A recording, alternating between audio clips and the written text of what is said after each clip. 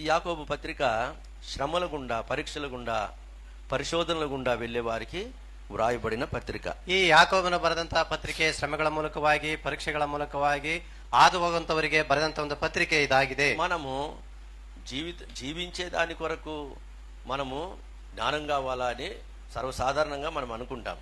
ಜೀವಿಸುವುದಕ್ಕಾಗಿ ನಮಗೆ ಜ್ಞಾನ ಬೇಕೆಂಬುದಾಗಿ ಸರ್ವಸಾಧಾರಣವಾಗಿ ನಾವು ಅಂದುಕೊಳ್ತೇವೆ. పౌలు కూడా అన్నాడు, మీరు అజ్ఞానుల వలె కాకుండా జ్ఞానుల వలె నడుచుకోండి అని అన్నాడు. ಆ ಪೌಲನು ಕೂಡ ಹೇಳಿದನು, ನೀವು ಅಜ್ಞಾನಿಗಳಾಗಿ ನಡೆದುಕೊಳ್ಳದೆ ಜ್ಞಾನವುಳ್ಳವರಾಗಿ ನಡೆದುಕೊಳ್ಳಿರಿ ಎಂಬುದಾಗಿ. ఈ జ్ఞానము లోక సంబంధమైన జ్ఞానము కాదు గాని పరలోక సంబంధమైన జ్ఞానము. ಈ ಜ್ಞಾನವು ಲೋಕ ಸಂಬಂಧವಾಗಿರುವಂತಹ ಜ್ಞಾನವಲ್ಲ, ಅದು ಪರಲೋಕ ಸಂಬಂಧವಾಗಿರುವಂತಹ ಜ್ಞಾನವಾಗಿದೆ. ఈ యాకోబు దాన్ని 3వ అధ్యాయంలో రాస్తా ఉన్నాడు. ಅದನ್ನ ಈ ಯಾಕೋಬನು 3ನೇ ಅಧ್ಯಾಯದಲ್ಲಿ ಆತನು ಬರೀತಾ ಇದ್ದಾನೆ. 15వ వచనం మనం చూస్తే 15ನೇ ವಚನದಲ್ಲಿ ನಾವು ನೋಡುವುದಾದರೆ, ఈ జ్ఞానము మొదట పై నుండి దిగువచ్చినది కాక భూ సంబంధమైనది, ప్రకృతి సంబంధమైనది, దయ్యముల జ్ఞానము వంటిదినై ఉన్నది. ಅದು ಮೇಲನೆಯಿಂದ ಬಂದ ಜ್ಞಾನವಲ್ಲ, ಅದು ಭೂ ಸಂಬಂಧವಾದದ್ದು, ಪ್ರಾಕೃತ ಭಾವದದ್ದು, ದೇವಗಳಿಗೆ ಸಂಬಂಧಪಟ್ಟದ್ದು. ఇప్పుడు 17వ వచనంలో ఏమంటున్నాడు, అయితే పై నుండి వచ్చే ಜ್ಞಾನము అని అంటున్నాడు. ಆದ್ರೆ 17ನೇ ವಚನದಲ್ಲಿ ಆತನು ಏನ್ ಹೇಳ್ತೇನೆ, ಆದ್ರೆ ಮೇಲನೆಯಿಂದ ಬರುವಂತಹ ಜ್ಞಾನವು, అంటే ఈ లోకంలో జ్ఞానము ఉంది, ఈ లోక జ్ఞానము ఉంది, ఈ లోక జ్ఞానము కూడా ఉంది. ఈ లోకದ ಜ್ಞಾನವೂ ಕೂಡ ಇದೆ, ಪರಲೋಕದ ಜ್ಞಾನವೂ ಕೂಡ ಇದೆ. ఈ లోకంలో మనం జీవించడానికి మనకు ఈ లోక జ్ఞానం కావాలి. ಈ ಲೋಕದಲ್ಲಿ ನಾವು ಜೀವಿಸುವುದಕ್ಕಾಗಿ ಈ ಲೋಕದ ಜ್ಞಾನ ನಮಗೆ ಬೇಕು. ఆత్మ సంబంధమైన జీవితము జీవించడానికి ఆత్మ సంబంధమైన పరలోక సంబంధమైన జ్ఞానం మనకు కావాలి. ಆತ್ಮ ಸಂಬಂಧವಾಗಿ ಜೀವಿಸಲಿಕ್ಕೆ ನಮಗೆ ಪರಲೋಕ ಸಂಬಂಧವಂತಹ ಆತ್ಮೀಯ ಜ್ಞಾನ ನಮಗೆ ಬೇಕು. గతసారి మనం రివైజ్ చేసుకుంటా వెళ్ళలేము. ಹೋದ ವಾರದನ್ನ ಮತ್ತೆ ನಾನು ಅದನ್ನ ತಿರುಗಿಸಿ ಹೇಳುವುದಿಲ್ಲ. ఇప్పుడు జ్ఞానం ఎవరికైనా కొదువుగా ఉంటే, ಈಗ ಯಾರಿಗಾದರೂ ಜ್ಞಾನ ಕಡಿಮೆ ಆಗಿದ್ದರೆ ಆ ವ್ಯಕ್ತಿ దేవుని యొద్దకు వచ్చి అడగాలి అనే మాట, ಅವನು ದೇವರ ಬಳಿಗೆ ಬಂದು ಕೇಳಿಕೊಳ್ಳಲಿ ಎಂಬುದಾಗಿ ನೋಡುತ್ತೇವೆ. ఎట్లా అడగాలి అనంటే, ಅದನ್ನ ಅವನು ಯಾವ ರೀತಿಯಾಗಿ ಕೇಳಬೇಕಂದ್ರೆ విశ్వాసముతో అడగాలి అని మనం చూసాం. ಆ ನಂಬಿಕೆಯಿಂದ ಕೇಳಬೇಕೆಂಬುದನ್ನ ನಾವು ನೋಡಿದೆವು. అప్పుడు దేవుడు మనకు ఏ రీతిగా అనుగ్రహిస్తాడు అని అంటే, ಆಗ ದೇವರು ನಮಗೆ ಯಾವ ರೀತಿಯಾಗಿ ಅನುಗ್ರಹಿಸುತ್ತಾನೆಂದ್ರೆ 2 మాటలు మనం చూసుకున్నాం. 2 ಮಾತುಗಳನ್ನ ನಾವು ನೋಡಿಕೊಂಡೆವು. ఒకటి, ఆయన ధారాళముగా దయచేయువాడు.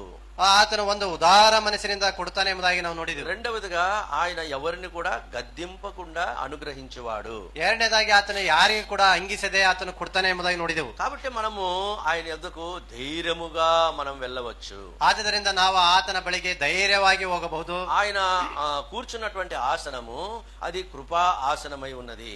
ಆತನು ಕೂತುಕೊಂಡಿರುವಂತಹ ಆಸನವು ಕೃಪಾ ಸಿಂಹಾಸನವಾಗಿದೆ. ఆయన తన కృపతో మనకు సమస్తమును అనుగ్రహించువాడై ఉంటున్నాడు. ಆತನು ಕೃಪೆಯಿಂದ ಆತನು ಸಮಸ್ತವನ್ನು ನಮಗೆ ಆತನು ಅನುಗ್ರಹಿಸುವನಾಗಿದ್ದಾನೆ. ఇప్పుడు ఈ మాట చెప్తూ ఇంకొక మాట ఏమంటున్నాడంటే, ಈ ಮಾತನ್ನ ಹೇಳ್ತಾ ಇನ್ನೊಂದು ಮಾತನ್ನ ಏನ್ ಹೇಳ್ತಾನೆಂದ್ರೆ, ఏ మాత్రమును సందేహించకుండా మనము అడగాలి అనే మాట ఇక్కడ చెప్తున్నాడు. ಸ್ವಲ್ಪವೂ ಸಂದೇಹ ಪಡೆದೆ ನಾವು ಕೇಳಬೇಕೆಂಬುದಾಗಿ ನೋಡ್ತೇವೆ ಇಲ್ಲಿ 6వ వచనంలో. 6ನೇ ವಚನದಲ್ಲಿ దేవుడంట, అంటే విశ్వాసి ఏ మాత్రమును సందేహింపకుండా విశ్వాసముతో దేవునిని అడగాలి. ಯಾವುದೇ ರೀತಿಯ ಒಂದು ಸಂದೇಹ ಪಡೆದೆ ನಂಬಿಕೆಯಿಂದ ವಿಶ್ವಾಸಿ ಕೇಳಬೇಕೆಂಬುದಾಗಿ ನೋಡ್ತೇವೆ. సాతానుడు ఏం చేస్తాడు అని అంటే, దేవుని పైన సందేహమును మనకు కలుగు చేస్తాడు. ಸೈತಾನನ ಅವನು ಏನು ಮಾಡ್ತಾನೆ ಅಂದ್ರೆ ದೇವರ ಮೇಲೆ ಸಂದೇಹವನ್ನ ಉಂಟು ಮಾಡ್ತಾನೆ. కొన్నిసార్లు మనకు మనము అడిగేవి అవి చాలా గొప్పవైనప్పుడు, ನಾವು ಕೆಲವು ಸಾರಿ ಕೇಳುವಂತವುಗಳು ಅವು ಬಹಳ ದೊಡ್ಡದವುಗಳಾಗಿದ್ರೂ ಕೂಡ దేవుడు చేస్తాడా అనే ఒక ప్రశ్న మనకు వస్తుంది. ದೇವರು ಮಾಡುತ್ತಾನಾ ಎಂಬ ಒಂದು ಪ್ರಶ್ನೆ ನಮಗೆ ಬರ್ತದೆ. అయితే వాక్యంలో మనం ఏం చూస్తామంటే, దేవుడు అంటున్నాడు, నాకు అసాధ్యమైనది ఏమైనా ఉన్నదా అని అంటున్నాడు. ನಾವು ಆದ್ರೆ ದೇವರ ವಾಕ್ಯದಲ್ಲಿ ಏನ್ ನೋಡ್ತೇವೆ ಅಂದ್ರೆ, ನನಗೆ ಅಸಾಧ್ಯವಾದದ್ದು ಯಾವುದಾದ್ರೂ ಉಂಟೋ? దేవుని వద్దకు వచ్చేటి వాడు సందేహింపకుండా రావలసి ఉన్నది. ದೇವರ ಬಳಿಗೆ ಬರುವಂತವನು ಆತನ ಸಂದೇಹ ಪಡದೆ ಬರಬೇಕು. మనం ఎప్పుడైతే దేవుని యొక్క సామర్థ్యమును మనము నమ్మమో అప్పుడే మనకు సందేహాలు వస్తాయి. ನಾವು ಯಾವಾಗ ದೇವರ ಸಾಮರ್ಥ್ಯವನ್ನ ನಂಬುವುದಿಲ್ಲವೋ ಆಗ ನಮಗೆ ಸಂದೇಹಗಳು ಬರ್ತವೆ. పౌలు చెప్పిన ఒక మాట మనం గుర్తు చేసుకుంటే, ಪೌಲನು ಹೇಳಿದಂತ ಒಂದು ಮಾತನ್ನ ನಾವು ಗುರುತು ಮಾಡಿಕೊಳ್ಳುವುದಾದರೆ, నేను సమస్తము చేయగలను అని అంటున్నాడు. ನಾನು ಸಮಸ್ತವನ್ನ ಮಾಡಬಲ್ಲೆ ಎಂಬುದಾಗಿ ಆತನು ಹೇಳ್ತಾನೆ. మనమేమనుకుంటాము, ಆದ್ರೆ ನಾವು ಏನೇ ಅಂದ್ಕೊಳ್ತೇವೆ, అతడు చాలా ఓవర్ కాన్ఫిడెన్స్ తో మాట్లాడుతున్నాడు అని అనుకుంటాం. ಆತನು ಬಹಳ ಒಂದು ಓವರ್ ಕಾನ್ಫಿಡೆನ್ಸ್ ಇಂದ ಮಾತಾಡ್ತಾನೆ ಎಂಬುದಾಗಿ ಹೇಳ್ತೇವೆ. కొన్నిసార్లు ఓవర్ కాన్ఫిడెన్స్ కూడా మన కొంప ముంచుతుంది. ಕೆಲವು ಸಾರಿ ಅತಿಯಾದಂತ ಒಂದು ನಂಬಿಕೆ ಕೂಡ ನಮ್ಮನ್ನ ಅದು ಕೊಂಬನ್ನು ಬರುವಂತೆ ಮಾಡ್ತದೆ. అది మనల్ని సమస్యలోనికి నెట్టేస్తది. ಅದು ನಮ್ಮನ್ನ ಕೆಲವು ಸಮಸ್ಯೆಗಳಿಗೆ ತರುತ್ತದೆ. ఉదాసీనత అనుభవంలోనికి నడిపిస్తది. ಉದಾಸೀನತೆಯ ಅನುಭವದೊಳಗೆ ನಡೆಸುತ್ತದೆ. కాబట్టి ఎన్నడూ కూడా మనము ఓవర్ కాన్ఫిడెన్స్ కలిగి ఉండకూడదు. ಯಾವಾಗಲೂ ಕೂಡ ಅತಿಯಾದಂತ ನಂಬಿಕೆಯನ್ನು ನಾವು ಹೊಂದಿರಬಾರದು. చూడండి, ఈ అతి అనే మాట ఉంది చూసారా? ಈ ಅತಿ ಎಂಬ ಮಾತಿದೆಯಲ್ಲ, అతి అంటే అర్థం ఏమిటి? ಅತಿ ಅಂದ್ರೆ ಏನು ಅರ್ಥ? అతివృష్టి అని అంటాం. ಅತಿವೃಷ್ಟಿ ಎಂಬುದಾಗಿ ಹೇಳ್ತೇವೆ. అంటే అవసరమైన దానికంటే కూడా ఎక్కువ అని అన్నమాట. ಅಂದ್ರೆ ಅವಶ್ಯಕವಾದಕ್ಕಿಂತಲೇ ಹೆಚ್ಚಾಗಿ ಬರುವುದು. కాబట్టి దేవుడు మనకు ఎంత విశ్వాసము కావాలో అంత విశ్వాసము దేవుడు దయచేశాడు. ನಮ್ಗೆ ಎಷ್ಟು ನಂಬಿಕೆಯನ್ನ ಬೇಕೋ ಅಷ್ಟು ನಂಬಿಕೆಯನ್ನು ಆತನ ದಯಪಾಲಿಸಿದ್ದಾನೆ. ఆ విశ్వాసములో కూడా కొన్ని డిగ్రీలు ఉన్నట్లుగా మనం వాక్యంలో చూస్తాం. ಆ ಒಂದು ನಂಬಿಕೆಯಲ್ಲಿ ಕೂಡ ಕೆಲವು ಹಂತಗಳು ಡಿಗ್ರಿಗಳು ಇರುವುದನ್ನು ನೋಡ್ತೇವೆ. నీ నమ్మిక చొప్పున నీకు కలుగునుగాక అన్నాడు ప్రభు. ನಿನ್ನ ನಂಬಿಕೆ ಮೂಲಕವಾಗಿ ನಿನಗೆ ಉಂಟಾಗಲಿ ಎಂಬುದಾಗಿ ಕರ್ತನು ಹೇಳಿದನು. ఇంకొక తలంపు ఏం చూస్తామనంటే, ಇನ್ನೊಂದು ಆಲೋಚನೆ ಏನ್ ನೋಡ್ತೇವೆ ಅಂದ್ರೆ, నీ విశ్వాసము గొప్పది అని అంటాడు. అని అంటే షీ హ్యాడ్ గ్రేట్ ఫెయిత్, అంటే గొప్ప విశ్వాసము ఆమె కలిగి ఉంది. ನಿನ್ನ ನಂಬಿಕೆ ಅದು ದೊಡ್ಡದು ಎಂಬುದಾಗಿ ಆಕೆ ಹೊಂದಿದ್ದನ್ನು ನೋಡ್ತೇವೆ. అమ్మా నీ విశ్వాసం గొప్పది అని అంటాడు. ಅಮ್ಮ ನಿನ್ನ ನಂಬಿಕೆ ನಿನಗೆ ದೊಡ್ಡದು. ఎందుకు? ಯಾಕೆ? ఆమె గొప్ప దేవుని ఎదుకు వచ్చింది. ಆಕೆ ದೊಡ್ಡ ದೇವರ ಬಳಿಗೆ ಬಂದಿದ್ದಾಳೆ. గొప్ప కార్యములు చేయ దేవుని ఎదుకు వచ్చింది. ದೊಡ್ಡ ಕಾರ್ಯಗಳನ್ನ ಮಾಡುವಂತ ದೇವರ ಬಳಿಗೆ ಬಂದಿದ್ದಾಳೆ. ఆమె మనసులో సందేహం అనే మాటే కనపడదు. ಆಕೆಯ ಮನಸ್ಸಿನಲ್ಲಿ ಸಂದೇಹ ಎನ್ನುವುದು ಅದು ಕಾಣುವುದಿಲ್ಲ. నేను ఆయన దగ్గరికి వెళ్తాను, ನಾನು ಆತನ ಬಳಿಗೆ ಹೋಗುತ್ತೇನೆ, ప్రార్థన చేస్తాను, ನಾನು ಪ್ರಾರ್ಥನೆ ಮಾಡ್ತೇನೆ, ఆయన తప్పకుండా స్వస్థతనిస్తాడు. ಆತನ ತಪ್ಪದೆ ಸರಿಯಾಗಿ ಸ್ವಸ್ಥತೆಯನ್ನ ಕೊಡ್ತಾನೆ. ఇంకొక స్త్రీ ఉంది, ಇನ್ನೊಬ್ಬ ಸ್ತ್ರೀ ಇದ್ದಾಳೆ. ఆయన వస్త్రపు చెంగు ముట్టుకుంటే చాలు అనుకునింది. ಆತನ ವಸ್ತ್ರದ ಕೊನೆಯ ಅಂಚನ್ನು ಮುಟ್ಟಿದರೆ ಸಾಕೆಂಬುದಾಗಿ ఎంత గొప్ప నమ్మకం చూడండి. ಆಕೆಯಲ್ಲಿರುವಂತ ನಂಬಿಕೆ ಅದು ಎಷ್ಟು ದೊಡ್ಡದು ನೋಡಿರಿ. కాబట్టి సామాన్యమైనటువంటి ఒక విశ్వాసము నుండి ಸಾಮಾನ್ಯವಂತ ನಂಬಿಕೆಯಿಂದ గొప్ప విశ్వాసములోనికి మనం రావాలా అని చెప్పి దేవుడు ನಾವು కోరుకుంటాడు. ದೊಡ್ಡ ನಂಬಿಕೆಗಳಿಗೆ ಬರಬೇಕೆಂಬುದಾಗಿ ಕರ್ತನು ಕೋರುತ್ತಾನೆ. ఈ సందేహము మనకు వచ్చేదానికి కారణం ఏంటంటే, ಈ ಸಂದೇಹ ಬರ್ಲಿಕ್ಕೆ ನಮಗೆ ಕಾರಣವೇನೆಂದರೆ, ఇక్కడ చెప్తుంటున్నాడు ಇಲ್ಲಿ ಆತನು ಹೇಳ್ತಾನೆ 7వ వచనంలో, 7ನೇ ವಚನದಲ್ಲಿ, అట్టి మనుషుడు ద్విమనస్కుడై అనే మాట మనం చూస్తాం. ಅಂತ ಮನುಷ್ಯನು ಆತನು ಎರಡು ಮನಸ್ಸುಳ್ಳವನಾಗಿ. మనకు రెండు మనసులు ఉండకూడదు. ನಮಗೆ ಎರಡು ಮನಸ್ಸುಗಳು ಇರಬಾರದು. చేస్తాడో చేయడో, ಮಾಡ್ತಾನೋ ಮಾಡುವುದಿಲ್ಲವೋ, ఇస్తాడో ఇవ్వడో, ಕೊಡ್ತಾನೋ ಕೊಡುವುದಿಲ್ಲವೋ, రెండు మరి మనస్సు మనకు ఉండకూడదు. ಎರಡು ಮನಸ್ಸುಗಳು ನಮಗೆ ಇರಬಾರದು. కాబట్టి ఈ రెండు మనస్సు గాని మనకు గాని ఉంటే, అంటే ద్విమనస్సు గాని ఉంటే మనకు సందేహమును సాతానుడు తీసుకొని వస్తాడు. ಎರಡು ಮನಸ್ಸುಗಳು ನಮಗೆ ಇರುವುದಾದರೆ ಸಂದೇಹವನ್ನ ಸೈತಾನನು ತರುತ್ತಾನೆ. ఇప్పుడు ఉదాహరణంగా మనము ద్విమనస్సు కలిగి ఉండకూడదు, సందేహం కలిగి ఉండకూడదు అనే దానికి వాక్యము అబ్రహామును ఒక ఉదాహరణగా తీసుకొని వస్తుంది. ಎರಡು ಮನಸ್ಸುಗಳು ಇರಬಾರದು, ದ್ವಿಮನಸ್ಸು ಇರಬಾರದು ಎಂಬುದಕ್ಕೆ ಉದಾಹರಣೆಯಾಗಿ ದೇವರು ಅಬ್ರಾಹ್ಮನನ್ನ ಆತನು ತರ್ತಾನೆ. అతను ఏమాత్రము కూడా సందేహింపక అనే మాట, ಆತನ ಎಷ್ಟು ಮಾತ್ರ ಕೂಡ ಸಂದೇಹ ಪಡದೆ ಎಂಬುದಾಗಿ ನೋಡ್ತೇವೆ. ఇప్పుడు రోమ పత్రికలో ఈ అబ్రాహామును గురించి పౌలు పదే పదే ప్రస్తావిస్తా ఉన్నాడు. ಈ ರೋಮ ಪತ್ರಿಕೆಯಲ್ಲಿ ದೇವರು ಅಬ್ರಾಹ್ಮನನ ಕುರಿತು ಪದೇ ಪದೇ ಪ್ರಸ್ತಾಪನೆ ಮಾಡ್ತಾನೆ. ఎందుకంటే వాళ్ళు విశ్వాసము అనేటప్పుడు అబ్రాహామును వాళ్ళు చూస్తా ఉన్నారు. ಯಾಕೆಂದ್ರೆ ನಂಬಿಕೆ ಎಂಬುದಾಗಿ ಬಂದಾಗ ಅವರು ಅಬ್ರಾಹ್ಮನನ್ನ ನೋಡ್ತಾರೆ. విశ్వాసం అని చూసేటప్పుడు అబ్రాహామును మాదిరిగా తీసుకుంటున్నారు. ನಂಬಿಕೆ ಎಂಬುದಾಗಿ ಬಂದಾಗ ಅವರು ಅಬ್ರಾಹ್ಮನನ್ನ ಮಾದರಿಯಾಗಿ ತೆಗೆದುಕೊಳ್ತಾರೆ. అయితే వారు ఒక విషయాన్ని ఏం మర్చిపోయారు అంటే, ಆದರೆ ಅವರು ಒಂದು ವಿಷಯವನ್ನ ಏನನ್ನ ಮರೆತು ಹೋದರೆಂದ್ರೆ, అబ్రహాము దేవుణ్ణి సందేహించలేదు. ಅಬ್ರಾಹ್ಮನು ದೇವರನ್ನ ಸಂದೇಹಿಸಲಿಲ್ಲ. మనం రోమ పత్రికలో 4వ అధ్యాయము మనము 18 నుండి 21 వరకు మనం చూస్తే, ರೋಮಪುರದವರಿಗೆ 4ನೇ ಅಧ್ಯಾಯ 18ರಿಂದ ನೋಡುವುದಾದರೆ, అక్కడ ఈ యొక్క పౌలు ఏం రాస్తూ ఉన్నాడు అని అంటే, ಅಲ್ಲಿ ಪೌಲನು ಏನನ್ನ ಬರೀತಾನೆ ಅಂದರೆ 20వ వచనము, 20ನೇ ವಚನದಲ್ಲಿ, అవిశ్వాసము వలన దేవుని వాగ్దానము గురించి సందేహింపక. ದೇವರು ಮಾಡಿದ ವಾಗ್ದಾನದ ವಿಷಯದಲ್ಲಿ ಅವನು ಅಪನಂಬಿಕೆಯಿಂದ ಚಂಚಲ ಚಿತ್ತನಾಗಲಿಲ್ಲ. ఆయన సందేహింపక అనే మాట మనం చూస్తాం. ನಾವಲ್ಲಿ ನೋಡ್ತೇವೆ ಆತನು ಸಂದೇಹ ಪಡದೆ ಎಂಬುದಾಗಿ. అంటే మొదట అతను సందేహించినట్లే కదా, ಆತನು ಮೊದಲು ಸಂದೇಹ ಪಟ್ಟಂತೆ ಹೌದಲ್ವಾ? అందుకే కదా వాళ్ళు సొంత ప్రయత్నాలు చేశారు. ಆದುದರಿಂದಲೇ ಅವರು ಮೊದಲು ಅವರು ಸ್ವಂತ ಪ್ರಯತ್ನವನ್ನ ಮಾಡಿದರು. అందుకే కదా వాళ్ళు ఇస్మాయిల్ని తెచ్చుకున్నారు. ಆದುದರಿಂದಲೇ ಅವರು ಇಸ್ಮಾಯಿಲನ್ನ ತೆಗೆದುಕೊಂಡರು. కుటుంబంలో ఎంతో కలవరము వాళ్ళు తెచ్చుకున్నారు. ಕುಟುಂಬದಲ್ಲಿ ಅವರು ಎಷ್ಟೋ ಕಳವಳವನ್ನ ತಂದುಕೊಂಡರು, సమాధానం కోల్పోయారు, ಎಷ್ಟೋ ಸಮಾಧಾನವನ್ನ ಕಳೆದುಕೊಂಡರು. కాబట్టి సందేహం ఏం చేస్తుంది అని అంటే, మన సొంత క్రియలను చేయనట్లుగా, ప్రయత్నాలు చేయనట్లుగా అది పురుకొలుపుతుంది. ಈ ಸಂದೇಹ ಅನ್ನುವುದು ನಮಗೆ ಅದು మనం సొంత ಪ್ರಯತ್ನಗಳನ್ನ ಮಾಡುವಂತೆ ಮಾಡ್ತದೆ. కాబట్టి పైన వారి శరీరము మృతుతుల్యమైనట్లు కనపడినప్పటికీ కూడా దేవుడు తప్పకుండా చేస్తాడు అనే నమ్మిక ಅಬ್ರಾಮ್ కలిగి ఉంటూ వచ్చాడు. ಅವರ ಶರೀರ ಅದು ಮುದುಕತನವಾಗಿದ್ದರೂ ಕೂಡ ದೇವರು ತಪ್ಪದೆ ಸರಿಯಾಗಿ ಅನುಗ್ರಹಿಸ್ತಾನೆ ಎಂಬುದಾಗಿ ಅಬ್ರಾಮನ ನಂಬಿದನು. ఇక్కడ 19వ వచనంలో ಇಲ್ಲಿ 18ನೇ ವಚನದಲ್ಲಿ ఆలోచించను అనే మాట మనం చూస్తాం. ಇಲ್ಲಿ ಆಲೋಚಿಸಿದನು ಎಂಬುದಾಗಿ ನೋಡ್ತೇವೆ. అంటే ఆలోచించను అని అంటే అది మనసుకు సంబంధించిన మాట. ಈ ಆಲೋಚಿಸಿದನು ಎಂಬ ಮಾತನ್ನು ನೋಡುವಾಗ ಅದು ಮನಸ್ಸಿಗೆ ಸಂಬಂಧಪಟ್ಟಂತ ವಿಷಯ. నేను పోయినసారి కూడా చెప్పాను, ನಾನು ಹೋದ ವಾರ ಕೂಡ ಹೇಳಿದೆ, సాతానుడు మన మనస్సులోనికి ఏం తీసుకొని వస్తాడు?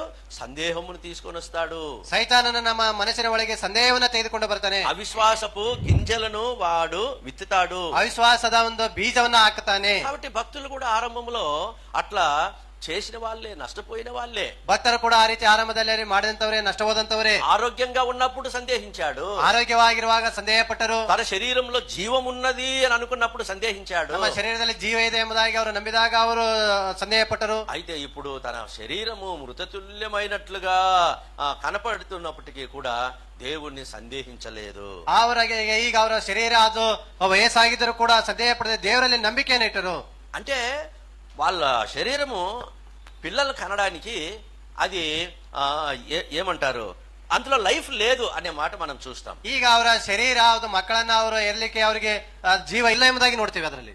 ఆ సమయంలో అంట అబ్రహాం ఏం చేశాడు? దేవుని వాగ్దానములను నమ్మాడు. ಆ ಸಮಯದಲ್ಲಿ ಅಬ್ರಾಮನ್ ಏನ್ ಮಾಡಿದನು? ದೇವರ ವಾಗ್ದಾನವನ್ನು ಆತನ ನಂಬಿದನು. దేవుని మాటలను నమ్మాడు. ದೇವರ ಮಾತುಗಳನ್ನ ಆತನ ನಂಬಿದನು. కాబట్టి మన సందేహానికి ఇప్పుడు విరుగుడు ఏమిటి అని అంటే, ಈಗ ನಮ್ಮ ಸಂದೇಹಕ್ಕೆ ಒಂದು ಔಷಧಿ ಏನೆಂದರೆ యాంటీడోట్ అంటాం చూడండి. ಆಂಟಿಡೋಟ್ ಎಂಬುದಾಗಿ ಹೇಳ್ತೇವಲ್ಲ, అంటే దానికి ఇప్పుడు ఒక రోగం వచ్చింది, ఆ రోగానికి ఒక మందు ఉందన్నమాట. ಈಗ ಒಂದು ರೋಗ ಬಂದಿದೆ, ಆ ರೋಗಕ್ಕೆ ಒಂದು ಔಷಧಿ ಇದೆ. ఆ కాలంలో ఏమనేవాళ్ళంటే, ಆ ಕಾಲದಲ್ಲಿ ಏನ್ ಹೇಳ್ತಾ ಇದ್ರಂದ್ರೆ, కుక్క కాటుకు చెప్పు దెబ్బ, కుక్క కాటుకు ನಾಯಿ చెప్పు దెబ్బ, ಕಡಿತಕ್ಕೆ చెప్పులియేటు. ಏಟು. ఏమది? ಅದು ಏನು? దానికి విరుగుడు అనమాట. ಅಂದ್ರೆ ಅದಕ್ಕೆ ಅದೊಂದು ಔಷಧಿ ಆಗಿರ್ತಾ ಇತ್ತು. అట్లా సామెతలు చెప్పేటి వాళ్ళు. ಆ ರೀತಿಯಾಗಿ ಗಾದೆಗಳನ್ನ ಹೇಳ್ತಾ ಇದ್ರು. అట్లా మన అవిశ్వాసానికి విరుగుడు ఎక్కడుంది అని అంటే దేవుని వాక్యములో ఉంది. ನಮ್ಮ ಒಂದು ಅಪನಂಬಿಕೆಗೆ ಒಂದು ಔಷಧಿ ಎಲ್ಲಿದೆ ಅಂದ್ರೆ ದೇವರ ವಾಕ್ಯದಲ್ಲಿ ಇದೆ. అతను నమ్మెను అని అంటే దేన్ని నమ్మాడు? ಆತನು ನಂಬಿದನೆಂದರೆ ಏನನ್ನ ನಂಬಿದನು? దేవుని నమ్మాడు, ದೇವರನ್ನ ನಂಬಿದನು. దేవుని వాక్యములో ఏముంది అని అంటే అంత శక్తి ఉంది. ದೇವರ ವಾಕ್ಯದಲ್ಲಿ ಏನಿದೆ ಅಂದ್ರೆ ಅಷ್ಟು ಶಕ್ತಿ ಇದೆ. దేవుని స్వరం ఉంది, చూశారా? ದೇವರ ಒಂದು ಸ್ವರ ಇದೆಯಲ್ಲ, ನೋಡಿದಿರಲ್ಲ? ఆ స్వరానికి ఉన్నటువంటి శక్తి అపరిమితమైనదన్నమాట. ಆ ಸ್ವರಕ್ಕೆ ಅಪರಿಮಿತವಾದಂತ ಒಂದು ಶಕ್ತಿ ಇದೆ ಎಂಬುದಾಗಿ ನೋಡ್ತೇವೆ. అందుకే దేవుని మాట, ఈ శక్తి అనే మాట ఎట్లా వాడబడింది అని అంటే, ಆದ್ರಿಂದ ದೇವರ ಒಂದು ಮಾತಿಗೆ ಆ ಶಕ್ತಿ ಎಂಬ ಪದ ಯಾವ ರೀತಿಯಾಗಿ ಉಪಯೋಗಿಸಲ್ಪಟ್ಟಿದೆ ಅಂದ್ರೆ, డైనమైట్, డ్యునామిస్ అనే మాట డైనమైట్ అనే ఒక మాటల నుండి వచ్చింది. ಡೈನಮೈಟ್ ಎಂಬ ಮಾತಿನಿಂದ ಅದು ಬಂದಿದೆ. ఇప్పుడు గ్రీక్ పదంలో డ్యునామిస్ అని అన్నారు. ಗ್ರೀಕ್ ಪದದಲ್ಲಿ ಡುನಾಮಿಸ್ ಎಂಬುದಾಗಿ ಹೇಳಿದ್ರು. దాన్ని ఇంగ్లీష్ లో డైనమైట్ అని అంటారు. ಅದನ್ನ ಇಂಗ್ಲಿಷ್ ನಲ್ಲಿ ಡೈನಮೈಟ್ ಎಂಬುದಾಗಿ ಹೇಳ್ತಾರೆ. డైనమైట్ చాలా చిన్నది, అయితే పెద్ద పెద్ద కొండలను సైతము అదేం చేస్తుంది? పుడి పుడి చేస్తుంది. ಈ ಡೈನಮೈಟ್ ಅದು ಬಹಳ ಚಿಕ್ಕದ, ಆದ್ರೆ ದೊಡ್ಡ ದೊಡ್ಡ ಬೆಟ್ಟಗಳನ್ನ ಅದು ಪುಡಿ ಪುಡಿ ಮಾಡಿ ಹಾಕ್ತದೆ. దేవుని స్వరం గురించి మీరు తెలుసుకోవాలనంటే మీరు కీర్తనలు 33 ఇంటికి వెళ్ళి చదువుకోండి. ನೀವು ದೇವರ ಸ್ವರವನ್ನ ಕುರಿತು ನೋಡುವುದಾದ್ರೆ ಕೀರ್ತನೆಗಳು 38 ನೋಡ್ರಿ. 33వ కీర్తన మీరు ఇంటికి వెళ్ళి చదువుకోండి. 33ನೇ ಕೀರ್ತನೆ ನೀವು ಹೋಗಿ ಮನೆಯಲ್ಲಿ ಓದಿ. దేవుని యొక్క వాక్యము ఎంత శక్తివంతమైనది, ఎంత బలమైనదో అక్కడ మనం చూస్తాము. ದೇವರ ವಾಕ್ಯ ಅದು ಎಷ್ಟು ಶಕ್ತಿ ಉಳ್ಳದ್ದು, ಬಲ ಉಳ್ಳದ್ದು ಎಂಬುದನ್ನು ಅಲ್ಲಿ ನೋಡ್ತೇವೆ. దేవుని వాక్యానికి ఉన్న శక్తి ఎంత గొప్పది, ದೇವರ ವಾಕ್ಯಕ್ಕಿರುವ ಶಕ್ತಿ ಎಷ್ಟು ದೊಡ್ಡದು. ఇదే హెబ్రీ పత్రికలో రాస్తాడు. ఇదే ఇబ్రియ పత్రిಕೆಯಲ್ಲಿ ಆತನು ಬರೀತಾನೆ, దేవుని వాక్యము ದೇವರ ವಾಕ್ಯವು శక్తి గలదై, బలము గలదై, ದೇವರ ವಾಕ್ಯವಾದ ಶಕ್ತಿ ಉಳ್ಳದ್ದಾಗಿ, ಬಲ ಉಳ್ಳದ್ದಾಗಿ, ఎటువంటి రెండంచులు గల ఖడ్గము కంటే కూడా వాడిగలదై, ಅದು ಇಬ್ಬಾಯ ಕತ್ತಿಗಿಂತಲೂ ಹದವಾದೆಂಬುದಾಗಿ ನೋಡ್ತೇವೆ. చూడండి 12వ వచనము, 4ನೇ ಅಧ್ಯಾಯ 12ನೇ ವಚನ. దేవుని వాక్యము సజీవమై బలము గలదై, రెండంచులు గల ఎటువంటి ఖడ్గము కంటేను వాడిగా ఉంది. ಯಾಕೆಂದರೆ ದೇವರ ವಾಕ್ಯವು ಸಜೀವವಾದದ್ದು, ಕಾರ್ಯ ಸಾಧಕವಾದದ್ದು, ಯಾವ ಇಬ್ಬಾಯಿ ಕತ್ತಿಗಿಂತಲೂ ಹದವಾದದ್ದು, ಪ್ರಾಣ ಆತ್ಮಗಳನ್ನು ಕೀಲು ಮಜ್ಜೆಗಳನ್ನು ವಿಭಾಗಿಸುವಷ್ಟು ಮಟ್ಟಿಗೂ ತೂರಿ ಹೋಗುವಂತದ್ದು. దేవుని వాక్కులో ఏముందంట? ದೇವರ ವಾಕ್ಯದಲ್ಲಿ ಏನಿದೆ ಅಂತೆ? జీవముంది, ಜೀವ ಇದೆ. లాజరు బయటకు రా అని అంటే ఏమి బయటకు వచ్చేసాడు. ಲಾಜರನೇ ಹೊರಗೆ ಬಾ ಎಂಬುದಾಗಿ ಹೇಳಿದಾಗ ಆತನ ಹೊರಗಡೆ ಬಂದನು. సూర్యుడు, చంద్రుడు, నక్షత్రాలు ఏమండి అన్నిటిని కూడా ఆయన మాటతో సృష్టించాడు, ఆ మాటతోనే నిర్వహిస్తూ ఉంటున్నాడు. ಸೂರ್ಯ ಚಂದ್ರ ನಕ್ಷತ್ರಗಳನ್ನ ಆತನ ಮಾತಿನ ಮೂಲಕವಾಗಿ ನಿರ್ಮಾಣ ಮಾಡಿದನು, ಆ ಮಾತಿನ ಮೂಲಕವಾಗಿ ಸೃಷ್ಟಿಯನ್ನು ಕೂಡ ಮಾಡಿದನು, నిర్వహిస్తూ ఉంటున్నాడు. ಅವುಗಳನ್ನ ಆತನ ನಿರ್ವಹಿಸ್ತಾ ಇದ್ದನು. ఆ సముద్రపు పొంగును గద్దించిన వెంటనే అది నిమ్మలమాయను అని మనం చూస్తాం. ಆ ಸಮುದ್ರದ ಅಲೆಯನ್ನು ಆತನ ಗದರಿಸಿದಾಗ ಅದು ಶಾಂತವಾಗಿದ್ದನ್ನ ನೋಡ್ತೇವೆ. చూసారా, ఆయన వాక్కుకున్నటువంటి శక్తి అంత గొప్పది. ಆತನ ಒಂದು ಮಾತಿಗೆ ಇರುವಂತ ಒಂದು ಶಕ್ತಿ ಅಷ್ಟು ದೊಡ್ಡದಾಗಿರ್ತದೆ. అందుకే పాత నిబంధనలో ఏముందంటే ఆయన తన వాక్కును పంపి వారిని బాగు చేసిను. ಆದ್ರಿಂದ ಹಳವಡಂಬಡಿಕೆಯಲ್ಲಿ ಏನ್ ನೋಡ್ತೇವೆ ಅಂದ್ರೆ ಆತನ ತನ್ನ ಮಾತನ್ನ ಕಳಿಸಿ ಅದರ ಮೂಲಕವಾಗಿ ಅವ್ರನ್ನ ಗುಣ ಮಾಡಿದ ಎಂಬುದಾಗಿ ನೋಡ್ತೇವೆ. కొన్నిసార్లు యేసు ప్రభు వారు ఆ రోగుల దగ్గరికే వెళ్ళలేదు. ಕೆಲವು ಸಾರಿ ಯೇಸು ಕ್ರಿಸ್ತನವರ ಆ ರೋಗಿಯ ಬಳಿಗೆ ಆತನು ಹೋಗಲೇ ಇಲ್ಲ. అయితే ఇక్కడ నుండే నీ కుమార్తె స్వస్థత కలుగునుగాక ఆమెకు అని అన్నాడు, స్వస్థత అయిపోయింది. ಇಲ್ಲಿಂದಲೇ ನಿನ್ನ ಮಗಳ ಆಕೆ ಸ್ವಸ್ಥತೆಯನ್ನ ಹೊಂದಲೆ ಎಂಬುದಾಗಿ ಹೇಳಿದ ಆಕೆ ಸ್ವಸ್ಥತೆಯನ್ನು ಹೊಂದಿದಳು.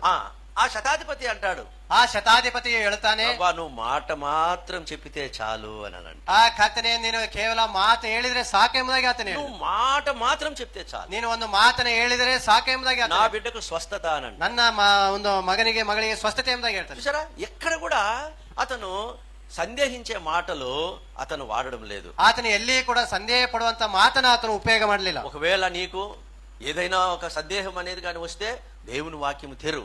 ನಿನಗೆ ಒಂದು ವೇಳೆ ಯಾವ್ದಾದ್ರೆ ಸಂದೇಹ ಬರುವುದಾದ್ರೆ ನೀನು ದೇವರ ವಾಕ್ಯದ ಬಳಿಗೆ ಹೋಗು, దేవుని వాక్యం తెరు, దేవుని వాక్యం చదువు, ದೇವರ ವಾಕ್ಯವನ್ನು ತೆರೆದು ನೀನು ಓದು.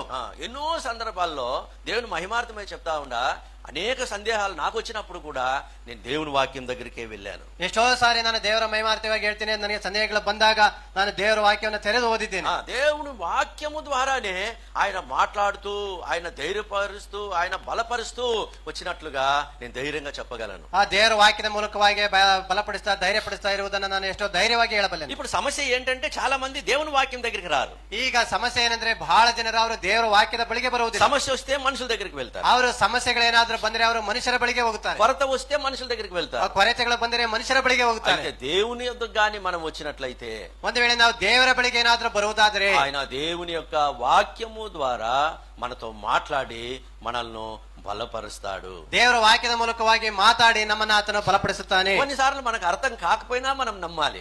ಕೆಲವು ಸಾರಿ ನಮ್ಗೆ ಅರ್ಥವಾಗದೇ ಇದ್ರೂ ಕೂಡ ನಂಬಬೇಕು. అర్థమైంది కదా? ಅರ್ಥವಾಯ್ತಾ? కొన్నిసార్లు మనకు దేవుడు చెప్పేది అర్థం కాదు.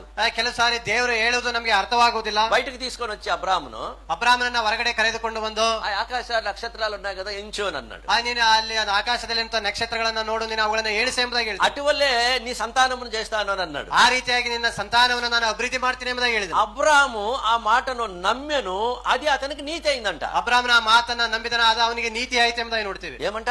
ಏನಂತೆ? అబ్రాహాము ఆ మాటను ఏం చేశాడు? ಆ ಮಾತನ್ನ ಏನು ಮಾಡಿದನು? చెప్పాడు, ఏం చేశాడు? నమ్మాడు. ఆ మాతను ఆತನು ನಂಬಿದನು. ఒకడొచ్చి ప్రభు దగ్గరికి వచ్చి ఏమన్నాడంటే, ప్రభువా నా అపనమ్మకము తీసివేయని అన్నాడు. ಒಬ್ಬನು ಕರ್ತನ ಬಳಿಗೆ ಬಂದು, ಕರ್ತನೆ ನನ್ನ ಅಪನಂಬಿಕೆಯನ್ನು ನೀನು ತೆಗೆದುಹಾಕಿ ಎಂಬುದಾಗಿ ಕೇಳಿದ. ఆ ప్రార్థన కూడా మనం చేసుకోవాలా. ఆ ప్రార్థನೆಯನ್ನು ಕೂಡ ನಾವು ಮಾಡಬೇಕು. ప్రభా ఎందుకో పదే పదే ఈ అపనమ్మకం అనేది నాకు కలుగుతా ఉంది, అపనమ్మకం అనేది నాకు కలుగుతా ఉంది. ప్రభా ఈ అపనమ్మకమును తొలగించు. ಆ ಕರ್ತನೆ ಯಾಕೋ ನನಗೆ ಪದೇ ಪದೇ ಅಪನಂಬಿಕೆ ಬರ್ತಾ ಇದೆ, ಆ ಅಪನಂಬಿಕೆಯನ್ನು ನೀನು ತೊಲಗಿಸಿ ಎಂಬುದಾಗಿ ನಾವು ಪ್ರಾರ್ಥನೆ ಮಾಡಿ. వారి అవిశ్వాసమును బట్టి ఆయన అక్కడంట అనేక అద్భుతములు చేయలేకపోయాడంట. ಅವರ ಒಂದು ಅಪನಂಬಿಕೆಯಿಂದ ಆತನಲ್ಲಿ ಅನೇಕ ಅದ್ಭುತ ಕಾರ್ಯಗಳನ್ನ ಅಲ್ಲಿ ಆತನು ಮಾಡಲಾರದೆ ಹೋದನು. దేవుడు అద్భుతాలు చేయకుండా అడ్డగించేది ఏమిటి అని అంటే మన అవిశ్వాసమే. ದೇವರು ಅದ್ಭುತ ಕಾರ್ಯಗಳನ್ನ ಮಾಡದಂತೆ ಅಡ್ಡ ಮಾಡುವುದು ಯಾವುದಾದ್ರೆ ನಮ್ಮ ಒಂದು ಅಪನಂಬಿಕೆ.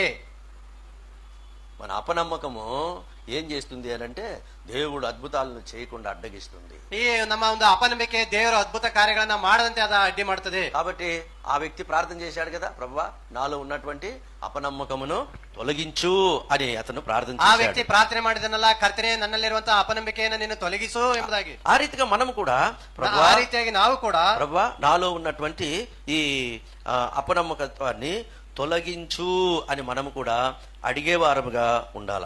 ನಾವು ಕೂಡ ನನ್ನಲ್ಲಿರುವಂತಹ ಅಪನಂಬಿಕೆಯನ್ನ ತೊಲಗಿಸು ಕರ್ತನೆ ಎಂಬುದಾಗಿ ಪ್ರಾರ್ಥನೆ ಮಾಡುವರಾಗಿರ್ಬೇಕು. ఎక్కడుందన్నమాట? ಎಲ್ಲಿದೆ ಆ ಮಾತು? చూస్తాం. మత్తయి సువార్త ಮತ್ತೇನು ಸುವಾರ್ತೆ 17వ అధ్యాయము 17ನೇ ಅಧ್ಯಾಯ 17వ అధ్యాయము 17ನೇ ಅಧ್ಯಾಯ. ఒక వ్యక్తి ప్రార్థన కొరకై అడుగుతా ఉన్నాడు. ఇక్కడ ఇదే మాట మార్క్స్ వార్తలో ఉంది, చూడండి 9వ అధ్యాయంలో అనుకుంటా ఉంది. ముందు చూడండి, 9వ అధ్యాయంలో ఉంది. అక్కడ ఆ మాట మనకు కనపడుతుంది. ಅಲ್ಲಿ ಆ ಮಾತನ್ನ ನೋಡ್ತೇವೆ. 9ನೇ ಅಧ್ಯಾಯ ಮಾರ್ಕನ 24వ వచనం. వెంటనే ఆ చిన్నవాడి తండ్రి, నమ్ముచున్నాను, నాకు అపనమ్మకం ఉండకుండా సహాయము చేయమని బిగ్గరగా చెప్పాను. ಕೂಡಲೇ ಆ ಹುಡುಗನ ತಂದೆಯೇ, ನಂಬುತ್ತೇನೆ, ನನಗೆ ಅಪನ ನಂಬಿಕೆ ಕಡಿಮೆಯಾಗಿದ್ದರೂ ಸಹಾಯ ಮಾಡು ಎಂದು ಕೂಗಿ ಹೇಳಿದನು. తెలుగులో అపనమ్మకం ఉండకుండా సహాయం చేయమని అనే దగ్గర ఒకటి వేసి ఉంటుంది. ఫుట్ నోట్ లో చూస్తే కన్నీళ్లు విడిచి అడిగాడంట. ಆ ತೆಲುಗಲ್ಲಿ ಅಪನಂಬಿಕೆ ಬೆಳಿಗ್ಗೆ ಪುಟ್ನೋಟಲ್ಲಿ ಒಂದೆಂಬುದಾಗಿ ಹಾಕಿದ, ಅಲ್ಲಿ ಕಣ್ಣೀರನ್ನ ಆತನ ಬಿಟ್ಟನೆಂಬುದಾಗಿ, కన్నీళ్లు విడిచి అడిగాడు. ಆತನ ಕಣ್ಣೀರನ್ನ ಸುರಿಸಿ ಕೇಳಿದನೆಂಬುದಾಗಿ ನೋಡ್ತೇವೆ. ఏమని కన్నీళ్లు విడిచి అడిగాడు? ಏನ ಎಂಬುದಾಗಿ ಆತನ ಕಣ್ಣೀರನ್ನ ಸುರಿಸಿ ಕೇಳಿದನು, నాలో అపనమ్మకం ఉండకుండా తొలగించు. ಕರ್ತನೇ, ನನ್ನಲ್ಲಿ ಅಪನಂಬಿಕೆ ಇರದಂತೆ ಅದನ್ನ ತೊಲಗಿಸು ಎಂಬುದಾಗಿ. రెండవదిగా మనం చూస్తే, ಎರಡನೇದಾಗಿ ನಾವು ನೋಡುವುದಾದ್ರೆ, దేవుని యొక్క సరే, రెండవదిగా ప్రార్థన ద్వారా ఈ సందేహమును మనం తొలగించుకోవచ్చు. ಈ ಪ್ರಾರ್ಥನೆಯ ಮೂಲಕವಾಗಿ ಈ ಸಂದೇಹವನ್ನ ನಾವು ತೊಲಗಿಸಬಹುದು. దావీదు ఆ ప్రార్థన చేశాడు. ದಾವಿದನು ಆ ಪ್ರಾರ್ಥನೆಯನ್ನ ಮಾಡಿದನು. చూడండి 86వ కీర్తన, ಕೀರ್ತನೆಗಳು 86 11వ వచనము రెండో భాగం మనం చూస్తే 11ನೇ ವಚನ 2ನೇ ಭಾಗದಲ್ಲಿ ನೋಡುವುದಾದ್ರೆ ఏమంటున్నాడు? ಏನೆಂಬುದಾಗಿ ಹೇಳ್ತಾನೆ, నీ నామమునకు భయపడునట్లు నా హృదయమునకు ఏకదృష్టి కలుగ చెయ్యము. ನಿನ್ನ ನಾಮಕ್ಕೆ ನಾನು ಭಯಪಡುವಂತೆ ಏಕದೃಷ್ಟಿ ಏಕ ಮನಸ್ಸನ್ನು ಅನುಗ್ರಹಿಸು. ఏం కావాలంట? ಏನ್ ಬೇಕಂತೆ? చెప్పండి, ఏం కావాలా? ಏನ್ ಬೇಕಂತೆ? ఇక్కడ ఏమంటున్నాడు? ಇಲ್ಲಿ ಏನ್ ಹೇಳ್ತಾ ಇದ್ದಾನೆ? నాకు ఏకదృష్టి దయచేయము. ನನಗೆ ಏಕ ಮನಸ್ಸನ್ನ ಅನುಗ್ರಹಿಸು. ఈ తెలుగులో బాగుంది, ఏకదృష్టి దయచేయము. ತೆಲುಗಲ್ಲಿ ಚೆನ್ನಾಗಿದೆ, ಏಕದೃಷ್ಟಿ ಎಂಬುದಾಗಿ. అంటే ఒకసారి నిన్ను, ఒకసారి లోకాన్ని, ఒకసారి మనుషులను చూసే దృష్టి తొలగించుము. ಒಂದು ಸಾರಿ ನಿನ್ನನ್ನ, ಒಂದು ಸಾರಿ ಲೋಕವನ್ನ ನೋಡದಂತ ಒಂದು ದೃಷ್ಟಿಯನ್ನ ನೀನು ತೊಲಗಿಸು ಎಂಬುದಾಗಿ. నిన్ను మట్టుకే చూచే ఒక దృష్టి నాకు దయచే. కేవಲ నిన్ననే మాత్రం ನೋಡುವಂತ ದೃಷ್ಟಿಯನ್ನು ನನಗೆ ಅನುಗ್ರಹಿಸು. ఎప్పుడైతే మనము దేవుని మట్టుకే చూచే దృష్టి మనం కలిగి ఉంటామో, ಯಾವಾಗ ನಾವು ದೇವರನ್ನ ನೋಡುವಂತ ದೃಷ್ಟಿಯನ್ನ ಇಟ್ಟುಕೊಂಡೇ ಇರ್ತೇವೋ, దేవుడు మనకు వెలుగునిస్తాడు. ಆ ದೇವರು ನಮಗೆ ಬೆಳಕನ್ನ ಕೊಡ್ತಾರೆ. దేవుడు మనకు ఆలోచనిస్తాడు. ದೇವರು ನಮಗೆ ಆಲೋಚನೆಯನ್ನ ಕೊಡ್ತಾರೆ. దేవుడు మన సహాయానికి వస్తాడు. ದೇವರು ನಮ್ಮ ಸಹಾಯಕ್ಕೆ ಬರ್ತಾನೆ. 34వ కీర్తనలో, ಕೀರ್ತನೆಗಳು 34ರಲ್ಲಿ దావీదు ఏం చేశాడు చూడండి. దావీదను ఏನ್ ಮಾಡಿದನು ನೋಡಿ ಇಲ್ಲಿ 5వ వచనంలో. 5ನೇ ವಚನದಲ್ಲಿ, వారు ఆయన తట్టు చూడగా వారికి వెలుగు కలిగెను, వారి ముఖములెన్నడును లజ్జింపకపోవును. ಆತನನ್ನೇ ದೃಷ್ಟಿಸಿದವರು ಪ್ರಕಾಶವನ್ನ ಹೊಂದಿದರು, ಅವರ ಮುಖವು ಲಜ್ಜೆಯಿಂದ ಕೆಡುವುದೇ ಇಲ್ಲ. రెండు మాటలు చూస్తాం కదా. ಅಲ್ಲಿ ಎರಡು ಮಾತನ್ನು ನೋಡ್ತೇವಲ್ಲ. ఆయన తట్టు చూడగా ఏం కలిగిందంట? వెలుగు కలిగింది. ಅವರು ಆತನನ್ನ ದೃಷ್ಟಿಸಿದ ನಿಮಿತ್ತವಾಗಿ ಅವರಿಗೆ ಬೆಳಕು ಉಂಟಾಯಿತು. కొంతమంది చెప్పే మాటలు వాళ్ళు అనాలోచితంగా ఏమన్నా చెప్తారో ఏమో నాకు తెలియదు కానీ, ಕೆಲವರು ಹೇಳುವಂತ ಮಾತುಗಳ ಆಲೋಚನೆಯಿಂದ ಹೇಳ್ತಾರೆ ಏನೋ ನನಗೆ ಗೊತ್ತಿಲ್ಲ. మనకు ఏమి ఫ్లాష్ కానప్పుడు ನಮ್ಗೆ ಏನೋ ಒಂದು ಅರಿಯದ ಒಂದು ಸ್ಥಿತಿಯಲ್ಲಿ ఒక అతను ఏమన్నాడు అని అంటే, ట్యూబ్ లైట్ అయ్యా నువ్వు అన్నాడు. ಒಬ್ರು ಏನು ಹೇಳಿದ್ರೆ ನೀನು ಒಳ್ಳೆ ಟ್ಯೂಬ್ ಲೈಟ್ ಎಂಬುದಾಗಿ ಆತನ ಹೇಳಿದ್ರು. అంటే అది సామెత అనమాట. ಅದಕ್ಕೆ ಅದು ಒಂದು ಗಾದೆ ಆಗಿರ್ತದೆ. ఏమిటది? ಅದೇನು? నీకు వెలుగు ప్రకాశించదా?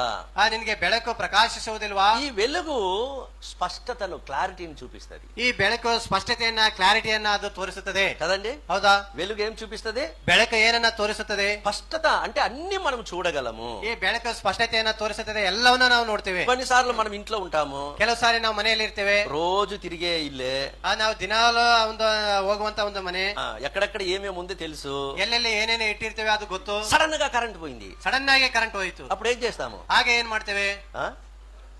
దుర్గా చెప్తుంది, ఏం చేస్తామా? టార్చ్ లైటా? పర్వాలేదులే నేను పోతానంటే ఎక్కడో దిక్క టణారని కొట్టుకోవడం అది జరుగుతుంది. ಪರವಾಗಿಲ್ಲ, ನನಗೆ ಇಟ್ಟಿರೋದು ನನಗೆ ಗೊತ್ತು ಎಂಬುದಾಗಿ ಹೋದಾದ್ರೆ ಎಲ್ಲಾರು ಮತ್ತೆ ನಾವು ಬಡಿಸ್ಕೊಳ್ತೇವೆ. అన్ని నాకు తెలుసు అంటే అదే కథ. ఇంకా ಎಲ್ಲ ನನಗೆ ಗೊತ್ತು ಎಂಬುದಾಗಿ ಹೇಳೋದಾದ್ರೆ ಅದೇ ಆಗುತ್ತದೆ. కాబట్టి మన క్లారిటీ కావాలంటే దేవుని యొక్క వాక్యము పట్టుకోవాల మనం. ನಮ್ಗೆ ಕ್ಲಾರಿಟಿ, ಸ್ಪಷ್ಟತೆ ಬೇಕಂದ್ರೆ ದೇವರ ವಾಕ್ಯವನ್ನ ನಾವು ಹಿಡಿದುಕೊಳ್ಳಬೇಕು. ఎన్నో సందర్భాల్లో, ಎಷ್ಟೋ ಸಂದರ್ಭಗಳಲ್ಲಿ కరెంట్ పోయినప్పుడు, కరెంట్ ಹೋದಾಗ మనము పెద్దవాళ్ళు ఏమంటారంటే, పిల్లలు గారంటే డేయ్ ఎక్కడో అక్కడే ఉండండి అని అంటారు. ದೊಡ್ಡವರು ಏನ್ ಮಾಡ್ತಾರೆ, ಮಕ್ಕಳಿಗೆ ನೀವು ಎಲ್ಲಿದ್ದೀರಾ ಅಲ್ಲೇ ಇರಿ ಎಂಬುದಾಗಿ ಹೇಳ್ತಾರೆ. ఎందుకు? ಯಾಕೆ? వాడు పరిగెత్తో, వాడు నడుచుకొని వచ్చో, ఎక్కడో పడో, ఎక్కడో దెబ్బ తగిలో ఏదో సమస్య చేసుకుంటారు. ಆತನ ಓಡ್ ಬಂದು ಏನೋ ಬಿದ್ದು ಮತ್ತೆ ಸಮಸ್ಯೆಯನ್ನ ತೆಗೆದುಕೊಳ್ತಾನೆ ಎಂಬುದಾಗಿ. కాబట్టి వెలుగు మనకు ఏమి చెప్తుంది అని అంటే, క్లారిటీ, స్పష్టత అనేది చూపిస్తుంది. ఈ ಬೆಳಕು ಎನ್ನುವುದು ಅದು ಏನ್ ಮಾಡ್ತದೆ ಅಂದ್ರೆ ಸ್ಪಷ್ಟತೆಯನ್ನು ಅದು ನಮಗೆ ತೋರಿಸುತ್ತದೆ. సందర్భంలో దావీదు ఆ ప్రార్థన చేశాడు. ಒಂದು ಸಂದರ್ಭದಲ್ಲಿ ದಾವೀದನು ಆ ಪ್ರಾರ್ಥನೆಯನ್ನ ಮಾಡಿದನು. ఏమని చేశాడు? ಏನೆಂಬುದಾಗಿ, ప్రభువా నాకు స్పష్టముగా కనపరచుము అని అన్నాడు. ಆ ಕರ್ತನೆ ನಿನ್ನ ಸ್ಪಷ್ಟವಾಗಿ ತೋರಿಸು ಎಂಬುದಾಗಿ ಆತನ ಪ್ರಾರ್ಥನೆ ಮಾಡಿದನು. ఏం ప్రార్థన అది? ಅದು ಏನ್ ಪ್ರಾರ್ಥನೆ ಆಗಿದೆ? స్పష్టముగా తెలియపరచుము అని అన్నాడు. ಸ್ಪಷ್ಟವಾಗಿ ತೋರಿಸು ಎಂಬುದಾಗಿ ಆತನ ಪ್ರಾರ್ಥನೆ ಮಾಡ್ತಾನೆ. 143వ కీర్తన, ಕೀರ್ತನೆಗಳು 143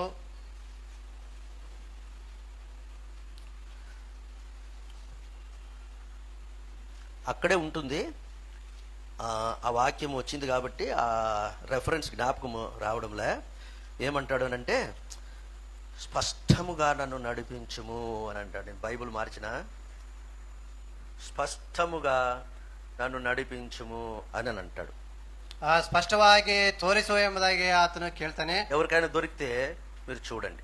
ಯಾರಿಗಾದ್ರೂ ನಿಮಗೆ ಸಿಕ್ಕಿದ್ರೆ ಹೇಳಿ.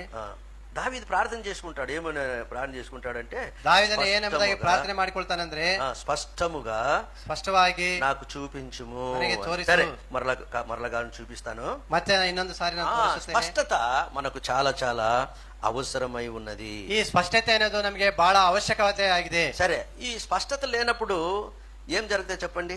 ಈ ಸ್ಪಷ್ಟತೆ ಇಲ್ಲದಾಗ ಏನು ನಡೀತದೆ ಹೇಳಿ? ఎవరు చెప్పండి? ಯಾರಾದ್ರೂ ಹೇಳಿ.